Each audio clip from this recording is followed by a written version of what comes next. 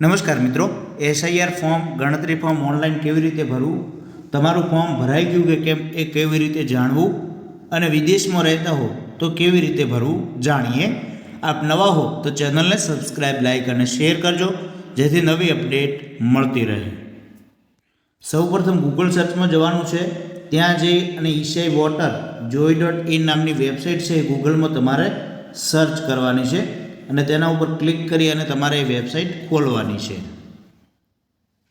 હવે તમે વેબસાઇટ ખોલશો એટલે અહીં તમામ પ્રકારનું દેખાશે.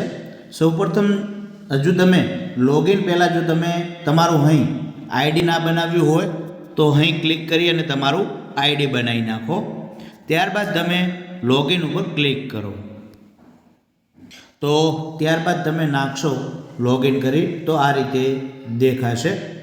અહીં તમે કોઈ પણ પ્રકારનું કરેક્શન કરાવવું હોય તો ફોર્મ નંબર 8ની અંદર તમે કરાવી શકો છો. ઓનલાઈન ફોર્મ ભરવા માટે અને 2002ની યાદીમાં નામ સર્ચ કરવા માટે અહીં તમને દેખાય છે એસઆઈઆર 2026. અહીંથી તમે 2002ની નામની યાદી પણ તમે અહીંથી સર્ચ કરી શકશો. ઓનલાઈન ફોર્મ ભરવા માટે આપણે અહીં ક્લિક કરીએ. ત્યારબાદ છે અહીં બાજુમાં ઓપ્શન આવે છે. જો તમે વિદેશમાં રહેતા હો તો અહીં ક્લિક કરી અને આગળની પ્રોસેસ કરી શકો છો અને ના રહેતા હો, ભારત અહીં જ રહેતા હો તો અહીં ડાયરેક્ટ અહીં સ્ટેટ તમારું સિલેક્ટ કરી અને આગળની તમે પ્રોસેસ પૂરી કરી શકો છો. ત્યારબાદ તમારું અહીં ઇપિક કાર્ડ નંબર નાખો. તો અહીં મેં મારું નાખ્યું તો your form is already has submitted, એટલે કે BLO દ્વારા સબમિટ થઈ ગયું છે. પરંતુ તમારે હજુ સબમિટ ના થયું હોય તો કેવી રીતે કરવું એ જાણીએ. અહીં સર્ચ કર્યા બાદ તમારો જે અહીં તમારું નામ, તમામ પ્રકારની વિગતો દેખાઈ જશે. આધાર કાર્ડની રીતે અહીં નામ છે કે નહીં એ તમારે જોઈ લેવું. ત્યારબાદ અહીં તમારા BLOનો નંબર પણ દેખાઈ જશે. અહીં તમારો મોબાઈલ નંબર નાખી અને સેન્ડ OTP ઉપર ક્લિક કરવાનું છે એટલે OTP આવી જશે. ત્યારબાદ વેરીફાઈ OTP કરવાનું છે. ત્યારબાદ આગળની પ્રોસેસ તમારે પૂરી કરવાની છે.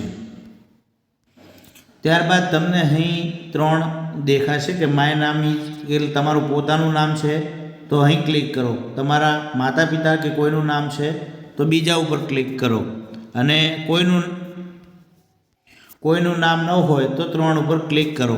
ત્યારબાદ તમારે સર્ચ કરવાનું છે યાદીમાં નામ 2002ની, તો એ સર્ચ કરવાનું છે નીચે.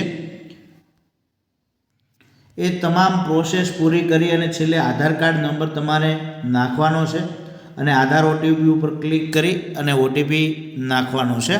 ત્યારબાદ તમને ફોર્મ પણ નમૂનો દેખાઈ જશે, તમે જોઈ શકશો અને તમારું ફોર્મ છે એ સબમિટ કરવાનું છે.